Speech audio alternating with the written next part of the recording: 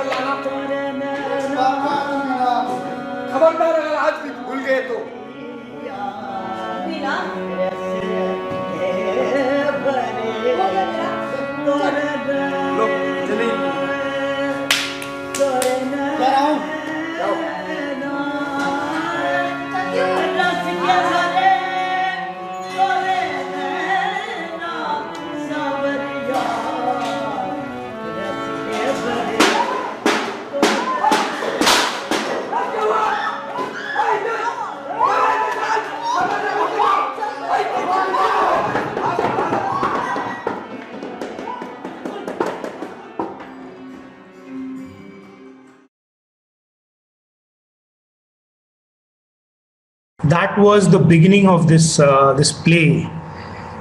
Of course, this is just the beginning, but I think it's very representative of the kind of work that you do. In the sense, there is the water with which this person is one of the characters is bathing is real. The cooking is real. The music which is happening, which is supposed to be the background, is real. There are performers who are on stage who are creating it.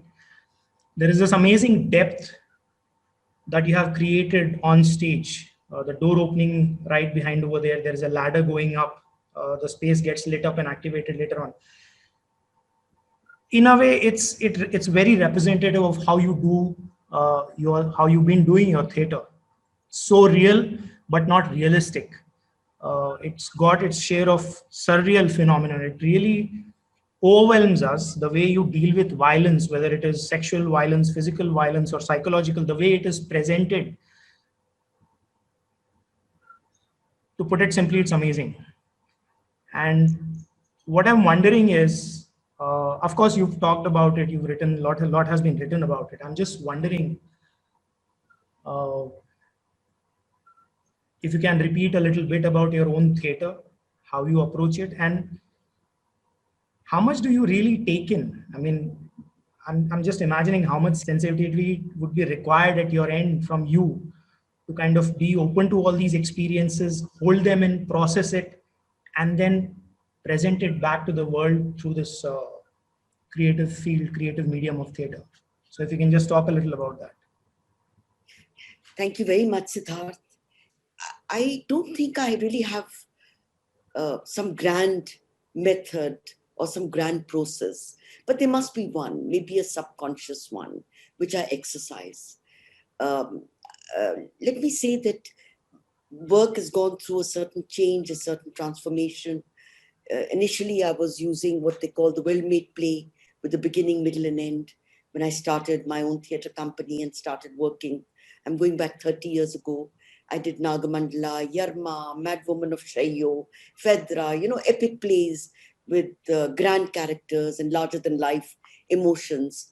But even when I was working on them, I was trying to create more a visual language, or create what you would call a language of suggestiveness, rather than within a framework of the text which was made available. But even the text that I received, through the choices I made, I was not really dealing with it in a Joha queue, beginning, middle, and end. I was reassembling, restructuring, putting three scenes together, putting the beginning in the middle and the middle in the end. So I was always playing around with text as well. But now, since the last 7, 8 years, I find that written text is not suited for what I'm searching for. This is not a judgment, but it's just a preference, you can say, a preference of working.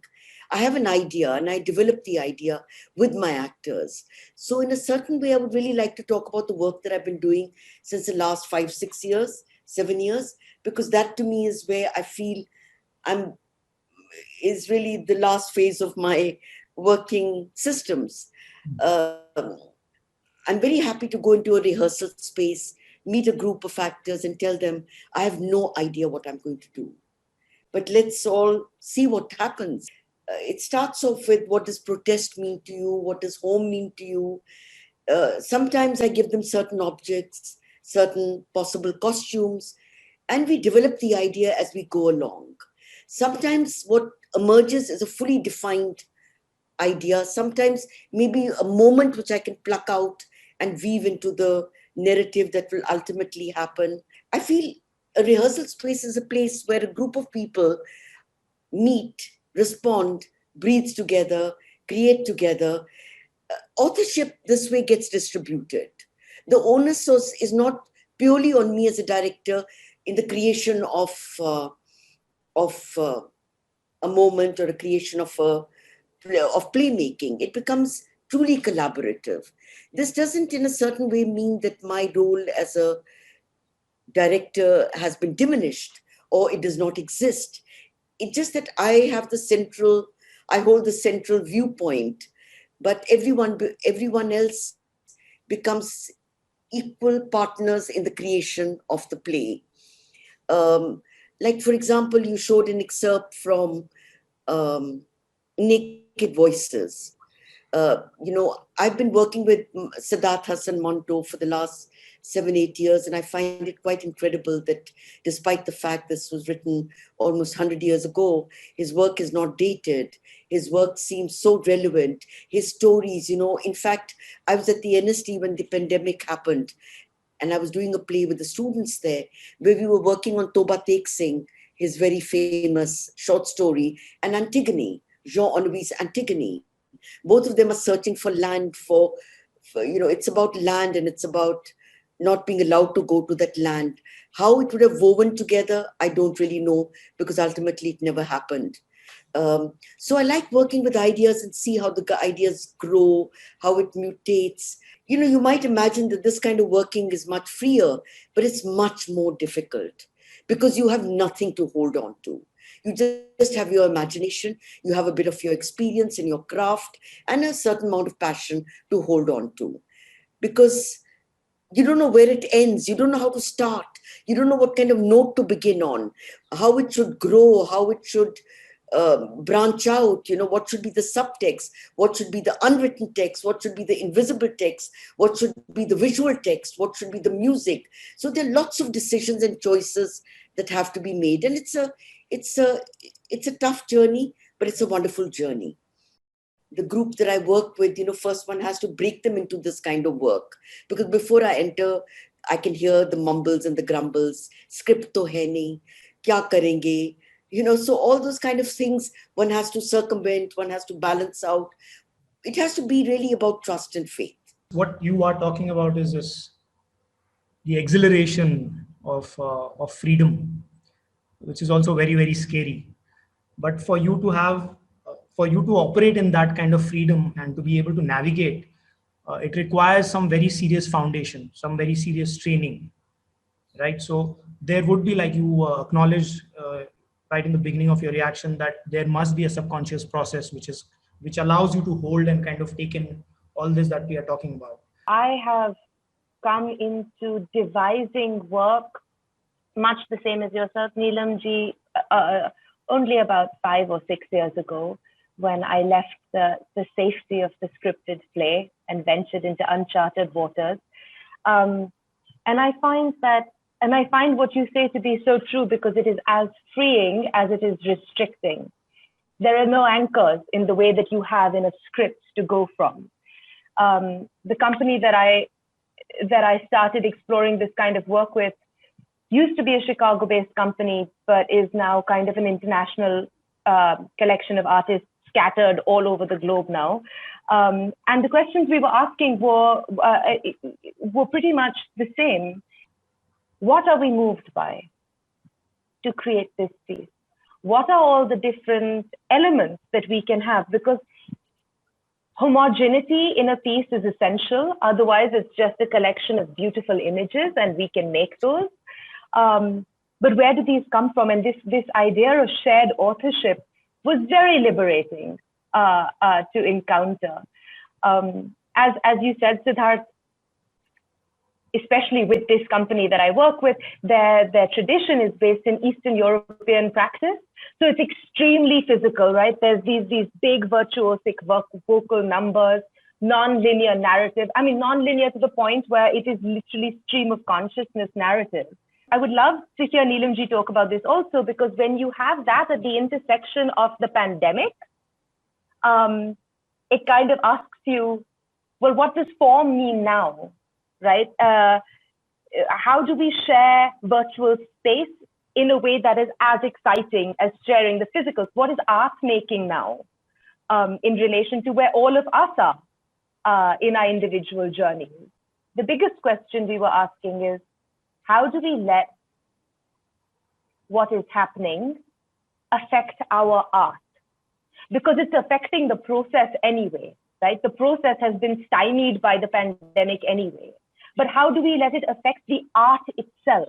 And that is possible in a devised piece, where you have elements to play with and move and twist and morph. If I can just come in over here, before we move on to this question of what do we do now, or what are we doing now, and how is our art affected, I'd like to bring in a piece, although you said it's old, but I would like to bring in the sonnet right now, because it's a very fascinating counterpoint in terms of how performance can or cannot be done today. But at the same time, the intellectual rigor, or the way you have structured it, is kind of anticipating the situation that we are in right now. मैं जी लूँगी, फ़र्ज़ कर लें बावफ़ा है तू, जैसे फ़रेब का मारा हुआ शौहर,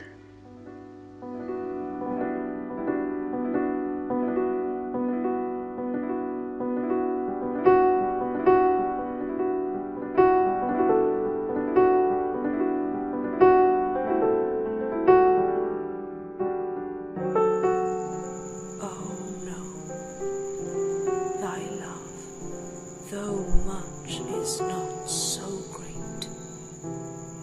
It is my love that keeps mine eye awake.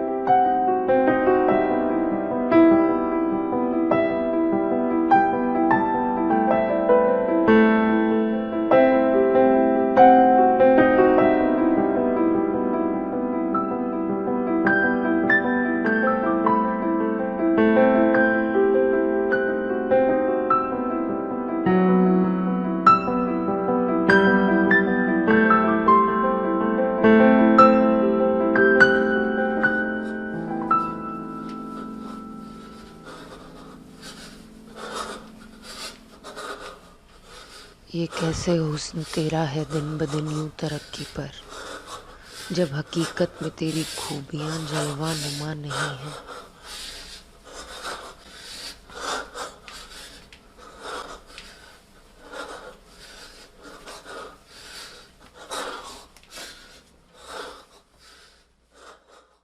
So this is just before the pandemic, I believe.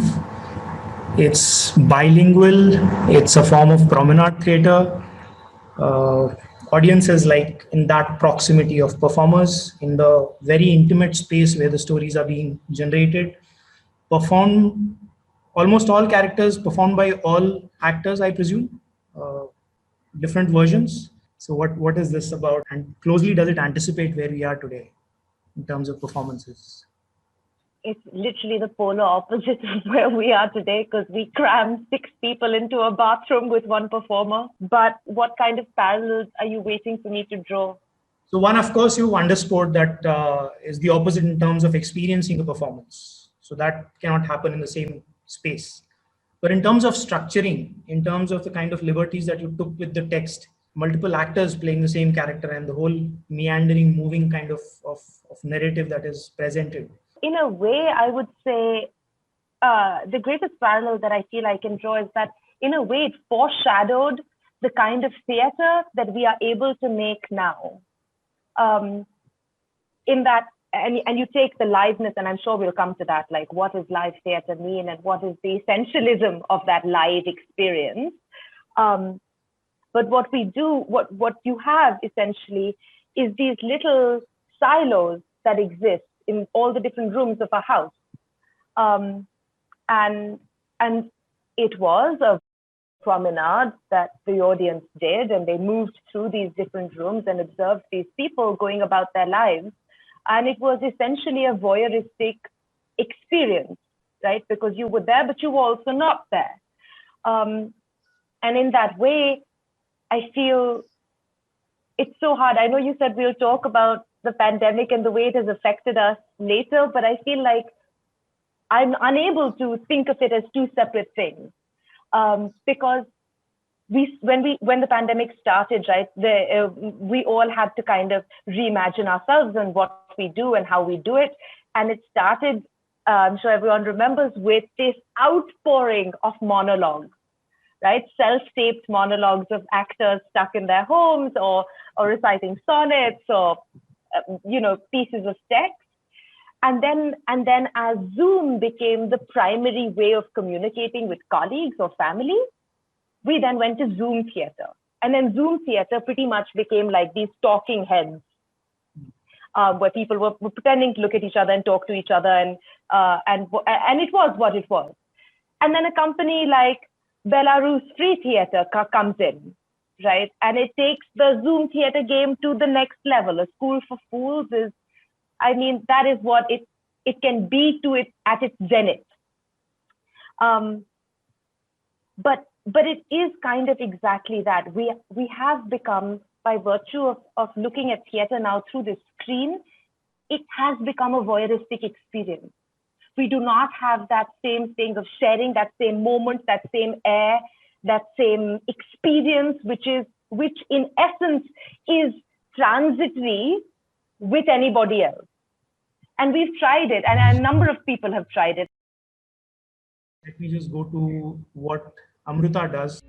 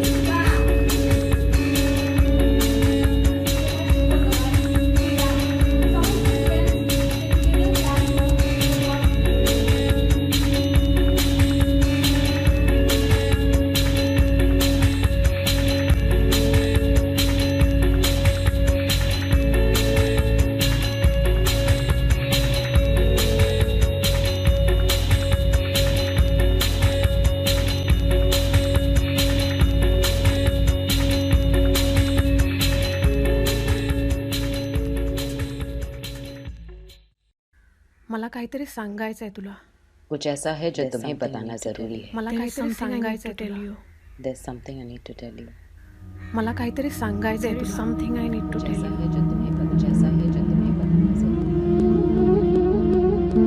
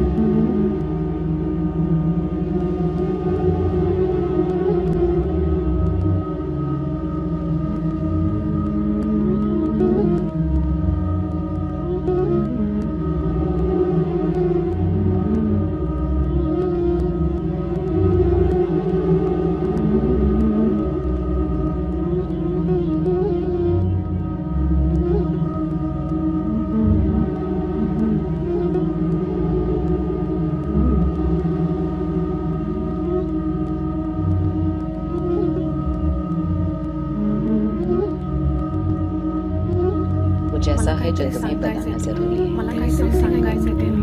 मला काहीतरी सांगायचंय तुला. कुछ ऐसा है जो तुम्हें बताना जरूरी है. There is something I need to tell you. From that very vibrant space, of course, of a lot of people, a lot of physical theater over there, to this second piece which you did with Manjari. So I'm just comparing the two spaces where you are continuing to improvise. You're continuing to improvise with another body in the same space, which was there was this window between the two waves is what I'm referring to, right? Right. The camera is also moving, also trying to kind of bring the audience into the performance in some way, right? I think we're all facing this particular situation we work with an ensemble, and then because of the constraints of the pandemic, we are suddenly working in a more, what you call, soliloquy or monologue, or one person or two people that are interacting. So this shift or this transition from an ensemble work into a more minimalist kind of space, Right. what happens to the creative process in that journey? Okay, so the ensemble video you showed was shot in 2015, and there I was learning something. I was with a group. My first choice is always to work in solo. Right. It was never be in the ensemble or just with one more person. That has always been my choice. So it really didn't affect me a lot. Of course, improvising or jamming, I was missing. Okay. And that's why we decided to jam something or do something together. Otherwise, I'm happy doing solos, creating my work. That has been my process throughout these years. Okay. So this piece, would you say, is like it's one-off experiment? It's not really something that. It's not an experiment. We were working in a studio for a couple of days, and then we decided to do something site specific. We chose some locations, and what that location is speaking to us, what has happened to us during the pandemic. The time was intense. We were not able to meet anyone. This was the only medium, the touch. I live alone, so I was craving for touch. As a person, certainly I really want to meet people, but as a performer, I I'm happy to work with one more person. Right. So we spoke about these things previously, and then we decided, okay, what this space is speaking with us, and what is happening around us. The situation was so intense in January, like political situation, beds were not available. So I think it started all the second wave in January, February. So we had basic ideas about what we are going to create on, and then we were improvising on that structure. That's I don't have anything to ask, Amruta, but I saw the first clip and my heart was literally in my mouth. I was like, when again will we be in a room leaping off each other's bodies and sharing sweat? Yeah, when I'm in the training space, I'm open for anything. But when I'm working, I'm creating something, I'm happy to work alone. So, That's yeah. so interesting. Is there a reason you prefer that? Because you do prefer that. It's your first choice, you said. Yeah. Yes. I call myself an interdisciplinary practitioner. I have gone in the ways, like I have been practicing performance art. Performance art it's a genre of fine arts. So there you don't have text. Everything is abstract, but you have the concept, and you don't have any structure. The time will decide the performance, and the impermanence of that art. Uh, I was attracted to that impermanence part, and then I realized. I take my practice as sadhana. Like I have my routine. It's difficult for me. I'm just trying to work on this part. Mm, how do I put it? With Manjari, I have worked. So I know her practice. I know her discipline.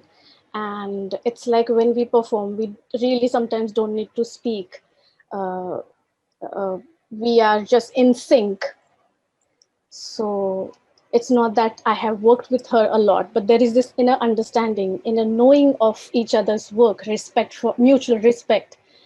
And yes, when people work together for years, they know. So I think I'm comfortable working with people who share the same discipline. That would be the reason, I guess, I would say. And performance art, coming back to the performance art point, where I have been doing uh, without any structure. So the impermanence and the initially I was afraid of doing solos because entire focus is on you. And then I don't use any structured performance. I also devise. So my first performance was on dreams, literally on dreams. And it was scary, but I think I like to be in that space where I can create performance within and collaborate with less people, very compact. And yeah, I enjoy that a lot. Which is actually quite different from how Nilamji you have been creating work. I've seen two plays of yours, very, very moved, and at the risk of sounding pompous or silly or both, when I saw your plays, I thought if I were to do theater, this is how I want to do it. The rawness, uh, the immediacy, so many mediums. It was just overwhelming. However, what Amruta's just mentioned about knowing another person and working with them very closely brings me to the Black Box, which is a collaborative piece done during the lockdown pandemic with a collaborator, a young collaborator whom you've been working for almost 20 years now. So let's just have a look at that piece and then we'll further this conversation.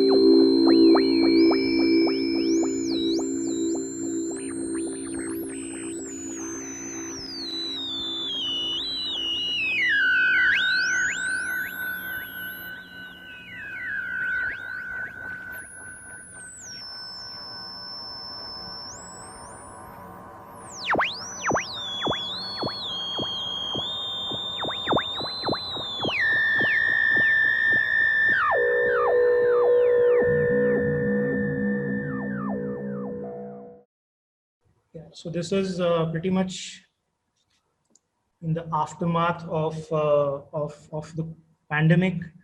There was a period where you did a lot of outreach, helping people and all, and then probably once that kind of mellowed down, you kind of took time to reflect upon it, and the opportunity came through the commissioning by Ranga Shankara for their online platform, and you collaborated with this young performer Vansh, and it is about what many of us have gone through because of the pandemic, and this particularly focuses on the less privileged, marginalized people, how they have really suffered.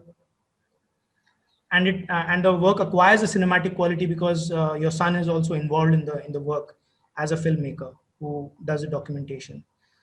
Uh,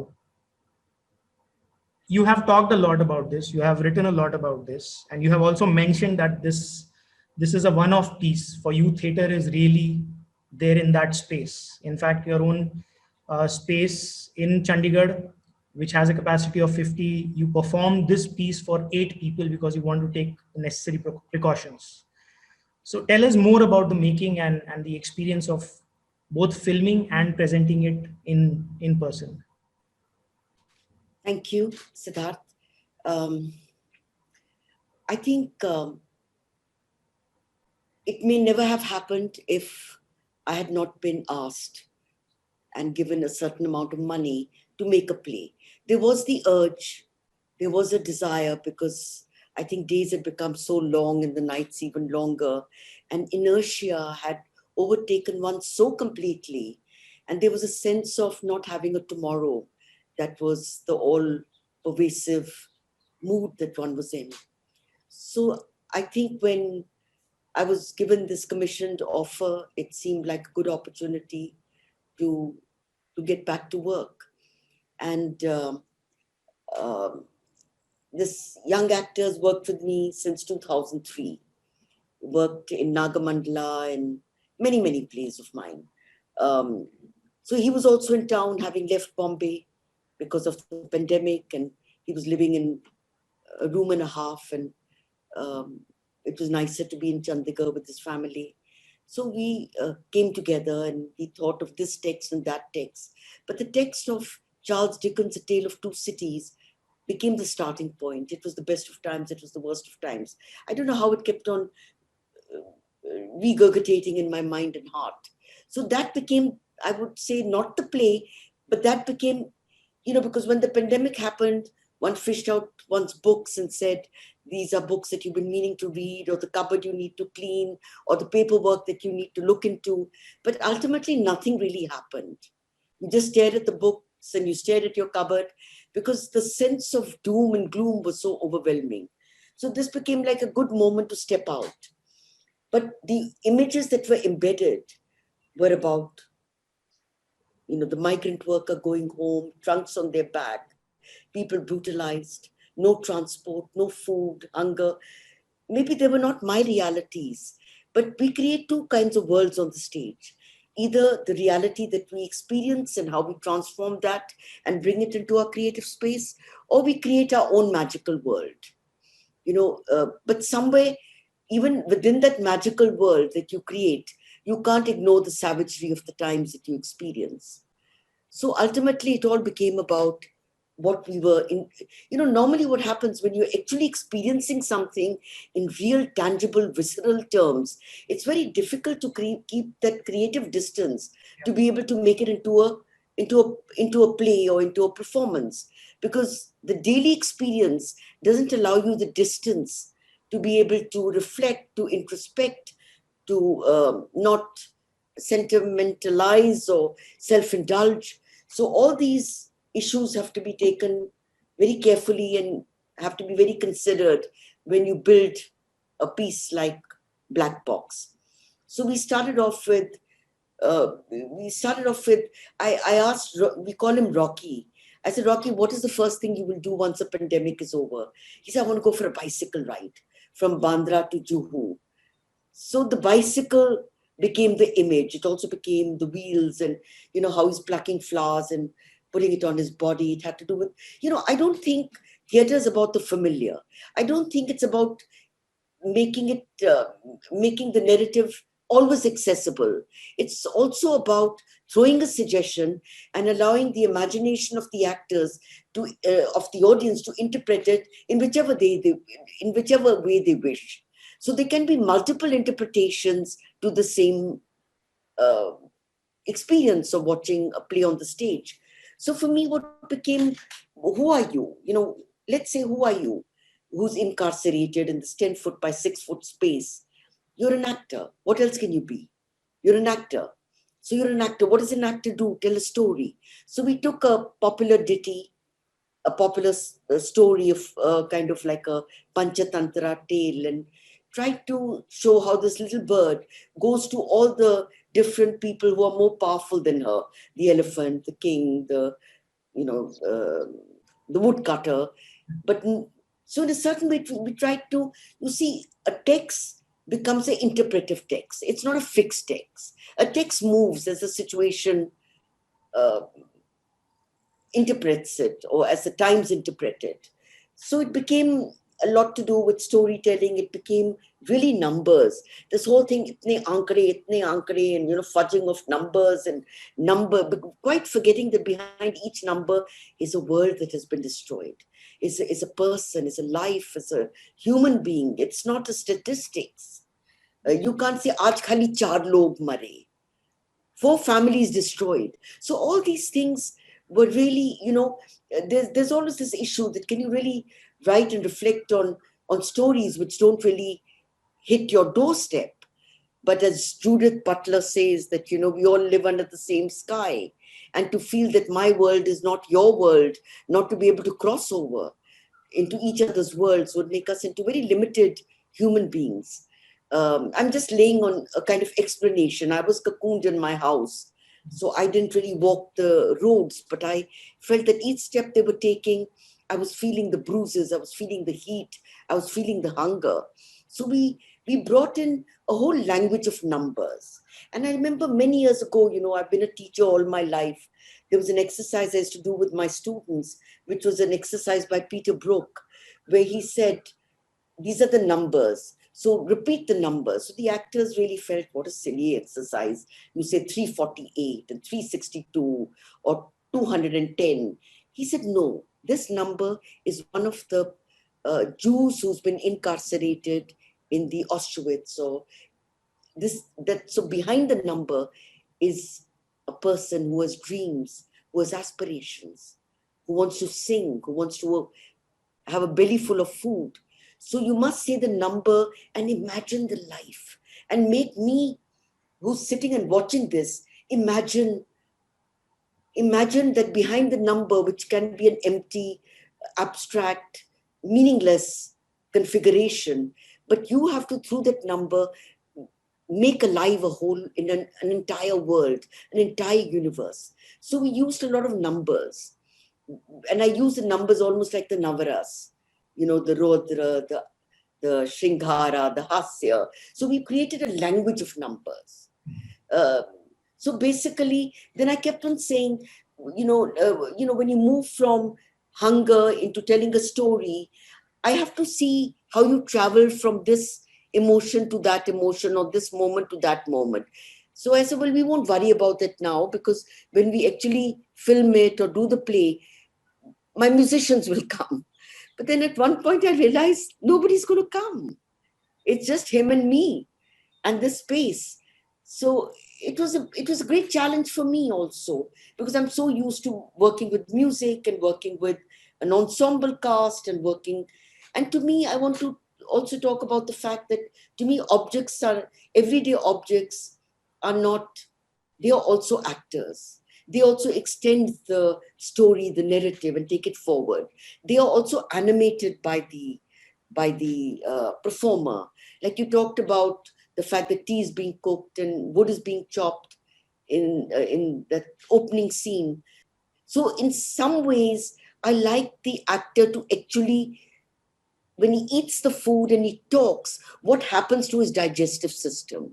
What happens when he has food in his mouth? What happens when he takes a bath? So I always try to juxtapose real action, but take that real action into unfamiliar terrains. And the scene that you showed in the beginning was actually to set the note of what was going to follow, which is going to be about disruption and riots and how ordinary lives, are torn asunder by forces of politics and hate. You were talking about transition from hunger to telling story. It almost reminded me of the character from Endgame, which talks about being hungry and he is yawning. That image came to my mind. It's very, like I remember I was doing Ibsen's Little Eyolf for the Norwegian Ibsen Festival. Mm-hmm. And there was one line which kind of really just blew me away, as one of the powerful lines in text, where his son has died and his sister's commiserating with him. And, he says, I've lost my only son, and because the sea has eaten up the son, so he's sitting on the banks of the river and moaning and really sad. And he says, while I was talking to you, I was thinking कि आज रात को खाने के लिए क्या बना है. Yeah. I always tell my actors, I want to hear you think. I don't want to only see you act and do. I want to also hear you think. There should be no emptiness on the stage while you're physically present on the stage. Adding to the same thing, now my mom has visited and I'm living with my mom. She is living with me. She was staying alone. When she came, she was like, I want to eat chicken biryani. I was like, okay, let's order something from outside. Two of my family members are literally on deathbed. And then she realized, oh, but how can I eat biryani, chicken biryani? I don't feel good about it. And I made her sit and I spoke to her. Listen, it's okay. It's okay. So these things are very delicate, very subtle, and I feel like I'm witnessing. Okay, it's fine. I not having any judgment about anything.